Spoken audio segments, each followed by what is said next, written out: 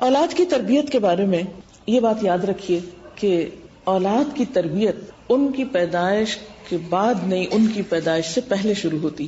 اب آپ چونکہ مکس کراؤڈ ہے، بہت سے لوگ ایسے ہوں گے کہ جو ابھی اس مرحلے میں داخل ہی نہیں ہوئے، مثلا بعض بچیاں ہوں گی جن کی شادی نہیں ہوئی، بعض ایسی ہیں کہ جو ابھی اس مرحلے میں ہے، اور ہو سکتا ہے کہ آئندہ کئی بچوں کی ماں بنے، یا یہ کہ آپ نانی دادی بن چکی ہیں تو آپ کے گھر میں بچوں کی پیدائش ہو، یا یہ کہ آپ کے بچے بڑے ہو چکے ہیں تو آپ کو مشکلات پیش آ رہی ہیں. تو چونکہ مجھے ان سارے گروپس کو باری باری دیکھنا ہے، اس لیے میں مختصراً ہر گروپ کے بارے میں کچھ بات کروں گی.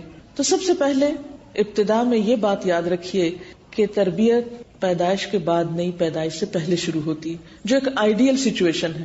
اگر ہم آئیڈیل سچویشن اب نہیں بھی رکھتے تو کیا کریں، وہ بات بعد میں ہوگی، لیکن آئیڈیل سچویشن یہی ہے کہ تربیت اولاد کے لیے اچھی لڑکی کا انتخاب ضروری ہے. اور اچھی لڑکی سے مراد صرف خوبصورت لڑکی نہیں، صرف مالدار لڑکی نہیں، با اخلاق اور دیندار لڑکی.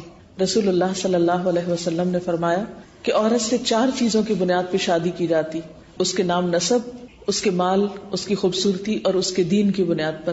تو تم دین والی کو اختیار کرو، تمہارے ہاتھ خاک آلود ہوں. یہ ایک محاورہ ہے، پیار کی ڈانٹ ہے کہ سختی سے تھوڑا سا ڈانٹ کے کہا کہ تم جب عورت کا انتخاب کرو تو اس کے دین کو دیکھو، اخلاق کو دیکھو، کیونکہ ایک با اخلاق انسان، ایک سلجھا ہوا انسان پورے خاندان کی اصلاح کا ذریعہ بنتا ہے، اور ایک بد اخلاق انسان، ایک بد زبان انسان، خواہ وہ کتنا بھی خوبصورت ہو، کتنا بھی مالدار ہو، بعض اوقات پورے خاندان میں پھوٹ ڈال دیتا ہے. تو بیوی کا انتخاب دینداری کی بنیاد پر.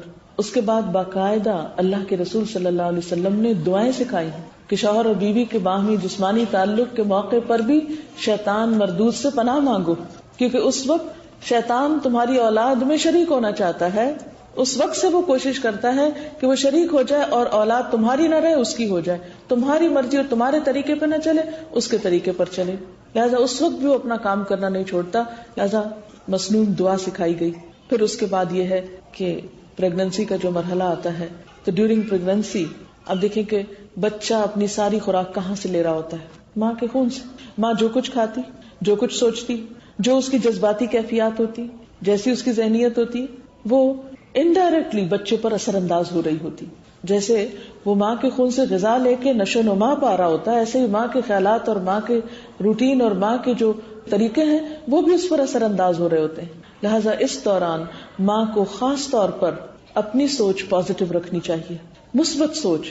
جلنا، کڑنا، رونا، دھونا، غم اٹھانا، ویسے بھی یہ ہے کہ وہ کیفیت ایسی ہوتی ہے، یعنی وہ مرحلہ ایسا ہوتا ہے کہ جس میں ایک عورت، جسے قرآن پاک میں آتا ہے کہ وہنن علی وہنن، تکلیف پر تکلیف اٹھا رہی ہوتی ہے، جذباتی اعتبار سے بھی بہت ڈسٹرب ہوتی ہے. لیکن بات یہ ہے کہ یہ سارے چینجز یعنی فزیکل چینجز تو ہوں گے، اور اس میں اوپر نیچے بھی مزاج ہوگا. لیکن بات یہ ہے کہ حدیث میں آتا ہے وَمَن يَتَصَبَّرْ يُصَبِّرْهُ اللَّهُ، جو صبر کرنا چاہتا ہے اللہ اس کو صبر دے دیتا ہے. ناپسندیدہ ناگوار باتوں کے باوجود اپنے مزاج کو درست رکھنے کی کوشش کرنا بے حد ضروری. اور وہ صرف نصیحت سے نہیں ہوگا کہ میں آپ کو نصیحت کر رہی ہوں کہ آپ اپنا مزاج درست رکھیے تو وہ ہو جائے گا. نہیں، اس کے لیے آپ کو ذہنی طور پر کسی اچھی ایکٹیویٹی میں مشغول کرنا ہوگا. اچھی کتابیں پڑھیے، اپنی صحت کے بارے میں، بچوں کی تربیت کے بارے میں، ہسٹری کے بارے میں، اور کوئی بھی اچھی کتابیں. پھر اس کے ساتھ ساتھ اپنی عبادات کا خیال رکھیے، تلاوت قرآن باقاعدگی سے کیجیے. بچے کی سب سے پہلی فیکلٹی جو کام کرتی ہے وہ لسننگ کی ہوتی. بچہ ماں کے پیٹ میں بھی سن رہا ہوتا ہے، لہٰذا آپ اس کو اچھی چیزیں سنوائیے. قرآن پاک کی تلاوت خود بھی کیجیے، اور اگر اچھی نہیں کرنی آتی تو خوبصورت قاریوں کی قرات میں خود بھی لسننگ کیجیے. پھر اسی طرح خوب دعائیں مانگیے. آپ دیکھیے کہ جتنے بھی پیغمبر تھے انہوں نے اپنے نیک اولاد کے لیے دعا کی اللہ تعالیٰ سے، اور ان دعاؤں میں کیا ہے؟ ربنا هب لنا من ازواجنا وذرياتنا قرۃ اعین واجعلنا للمتقین اماما. اے اللہ ہمیں اپنے شوہروں یا اپنی بیویوں اور اپنی اولاد میں سے آنکھوں کی ٹھنڈک عطا کر، اور ہمیں متقین کا امام بنا، یعنی ہمارے گھرانے کو نیکی اور تقوی کے کاموں میں سب سے آگے لے جا، یعنی تقوی اور نیکی کی مثال بنے ہم. بعض اوقات ہوتا ہے دنیاوی اعتبار سے لوگ کمپٹیشن کر رہے ہوتے ہیں کہ ہماری فیملی مشہور ہو کے اس میں سبھی ڈاکٹرز ہیں، اور ہمارا کسی Guinness book of world record میں ہمارا نام لکھا جائے کہ وہ فلاں فیملی جو ہے وہ اس کی یہ شناخت ہے کہ سارے کے سارے ماں باپ بہن بھائی بچے وہ سب کے سب جو ہے وہ اس فیلڈ کے ہیں، یا اسی طرح اور بھی کوئی شوق ہو سکتے ہیں. وہ سب باتیں اچھی ہیں، دین کے ساتھ دنیا کی بھلائی بھی مانگنی چاہیے، لیکن اس کے ساتھ ساتھ آنکھوں کی ٹھنڈک کہ اللہ ہمیں اولاد کی خوشی نصیب کر. یہ دعا اللہ تعالیٰ نے سکھائی، سورۃ الفرقان میں آتی ہے، کسی بھی قرآنی دعاؤں کی کتاب میں یہ دعا آپ کو ملے گی. عام حالات میں بھی پڑھنی چاہیے، لیکن خاص طور پر پریگننسی کے دوران. پھر اسی طرح وہ دعائیں جو حضرت زکریا علیہ السلام نے مانگی تھی اپنے بچے کی ولادت سے پہلے، رب ہب لی من لدنک ذریۃ طیبہ، اے اللہ مجھے اپنے پاس سے پاکیزہ اولاد عطا کر. اور پھر آپ کو معلوم ہے جب حضرت یحییٰ علیہ السلام کی پیدائش ہوئی تو اللہ تعالیٰ نے خاص طور پر ان کو خوشخبری سنائی کہ وہ حسوراً و نبیًا، کہ وہ بہت پاک دامن ہوں گے، نبی ہوں گے، وجیہاً بہت شاندار ہوں گے، بہت زبردست پرسنالٹی کے مالک ہوں گے. یعنی جو انہوں نے دعائیں مانگی تھی وہ سب قبول ہوئی. اسی طرح ان کی دعاؤں میں سے یہ بھی تھا، رب ہب لی من الصالحین، رب ہب لی من الصالحین، اے اللہ مجھے نیک لوگوں میں سے دے، یعنی کہ نیک روح میرے گھر میں آئے. تو اس سے پتہ چلتا ہے کہ دعا جو ہے وہ ایک بہت اہم کردار ادا کرتی ہے انسانی زندگی میں. Prayer is power. کوئی چیز تقدیر کو نہیں بدل سکتی، دعا تقدیر کو بھی بدلتی ہے. اس لیے کبھی بھی مایوس نہ ہو. اور اس کا یہ مطلب نہیں کہ اب تو وقت گزر گیا، اب کیا کریں، اب تو بچے بڑے ہو گئے. ٹھیک ہے، اب آپ ربنا حب لنا من ازواجنا وذریاتنا والی دعا مانگیے، لیکن دعا کرتے رہیے، کبھی بھی مایوس نہ ہوئیے. اور پھر اس کے بعد یہ ہے کہ صرف دعا ہی نہیں، ہر چیز میں دعا کے ساتھ دوا بھی ضروری ہے. اور ان دواؤں میں اچھی کمپنی، ایسی خاتون جو پریگننسی کے مرحلے میں ہو، حمل کے مرحلے میں ہو، اس کے لیے اچھا ماحول بے حد ضروری. بعض اوقات ایسا ہوتا ہے نئی نئی شادی ہوتی ہے، ایڈجسٹمنٹ بڑی مشکل ہو رہی ہوتی ہے، نئے گھر والوں کے ساتھ معاملات درست نہیں ہو پا رہے ہوتے، تو بچیاں عموماً پہلی پریگننسی میں یا اس کے بعد بھی کچھ بہت زیادہ مینٹلی ڈسٹرب ہوتی، ایموشنلی بھی بہت ڈسٹرب ہوتی.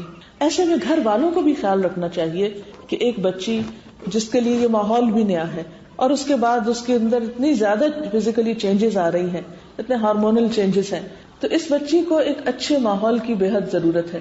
لہٰذا بہت سی چیزوں میں درگزر کرنا چاہیے. آپ اپنی آئندہ نسل کی خاطر اس بچی کو کچھ مارجن دیں، وقت دیں، نہ کہ اسے ایسی ٹینشن سے گزاریں کہ جس کا سارا اثر براہ راست اس بچے پہ آئے اور ایک گھر میں خاردار پودا اگائے. نہیں، سارے اہل خانہ کو صبر و ضبط، شوہر کو بھی صبر و ضبط اور تحمل کی ضرورت ہے، کیونکہ مرد حضرات اس کیفیت سے گزرتے ہی نہیں. ان کو پتہ ہی نہیں ہوتا کہ عورت کے اوپر یہ موڈز کیوں آ رہے ہیں اور یہ کیفیت کیوں ہے. وہ کبھی رو رہی ہے، کبھی ہنس رہی ہے، چھوٹی چھوٹی باتوں پہ ناراض ہو رہی ہے. یہ سب کیفیات ایک جسمانی تبدیلی کی وجہ سے ہوتی ہیں. اس لیے اس میں عورت کو ایک رخصت اور ایک رعایت دی جانی چاہیے. اس کے علاوہ یہ بھی ضروری ہے کہ ایسی بچیاں جو کسی نئے ماحول میں آئیں اور اپنی پچھلی ساری دوستیں چھوڑ چکی ہوں اور رشتے دار بھی چھوڑ چکے ہوں، اور خاص طور پر جیسے ماحول میں آپ رہتے ہیں، بعض اوقات آپ دور دراز ملکوں سے بچیوں کو بیاہ کر لاتے ہیں، ان کے لیے ماحول بھی نیا، ان کے لیے گھر بھی نیا، اور ان کے لیے جسمانی طور پر بھی ایک نیا ایکسپیرینس. تو ایسے میں کچھ اور بھی زیادہ آپ کی ذمہ داری ہو جاتی ہے صبر و تحمل کی اور بات برداشت کرنے کی. لیکن اس کے ساتھ ساتھ یہ بھی یاد رکھیے کہ اگر آپ کا تعلق کسی بھی ایسی محفل سے ہے، کسی ایسی مجلس سے ہے جہاں آپ کم از کم ہفتے میں بھی ایک بار جا کر روحانی سکون حاصل کرتے ہیں، تو اپنے ساتھ اپنی بیٹیوں کو، اپنی بہوؤں کو، اپنے ایسی بچیوں کو ساتھ لے کر جائیے تاکہ ان کو بھی ایک اچھی کمپنی ملے.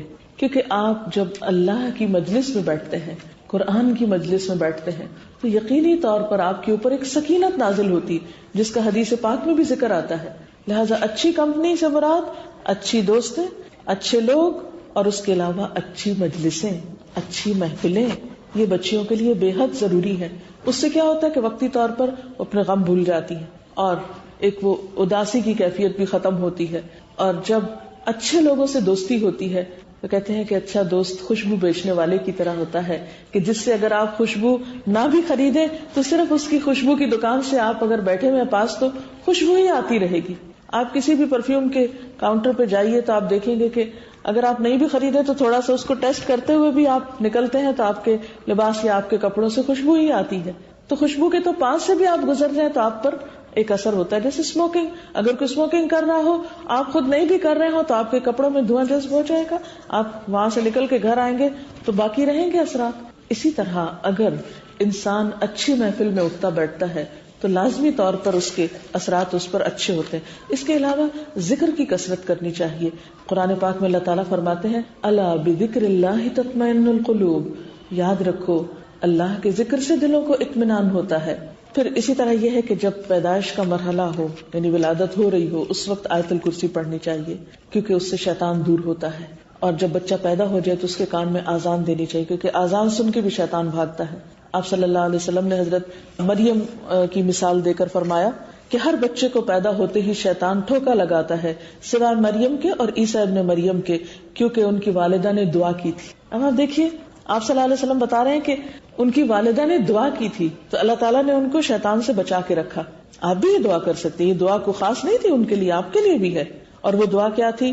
انی اعیذها بک وذریتها من الشیطان الرجیم، کہ اللہ میں اس بچی کو اور اس کی آئندہ آنے والی نسل کو، اب دیکھیں کتنی دور تک سوچ رہی تھی وہ، اس کی آئندہ آنے والی نسل کو شیطان مردود سے بچا کر تیری پناہ میں دیتی ہوں، تیری حفاظت میں دیتی ہوں.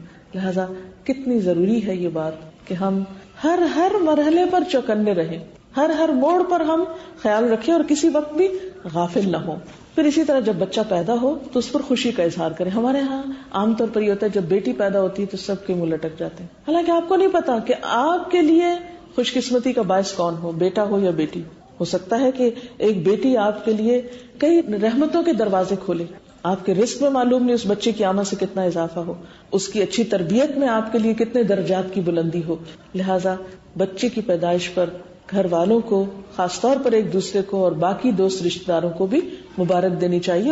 حضرت حسن بصری نے ایک بچے کی پیدائش پر یوں دعا دی کہ اللہ نے جو بچہ تمہیں دیا ہے اس میں تمہارے لیے برکت ہو، شکر کی توفیق ہو، یہ بچہ نیک اور پارسا بنے، صحت اور لمبی عمر پائے. یعنی ایک دعا کا نمونہ ہے یہ، اس طرح کی دعائیں دی جا سکتی ہیں.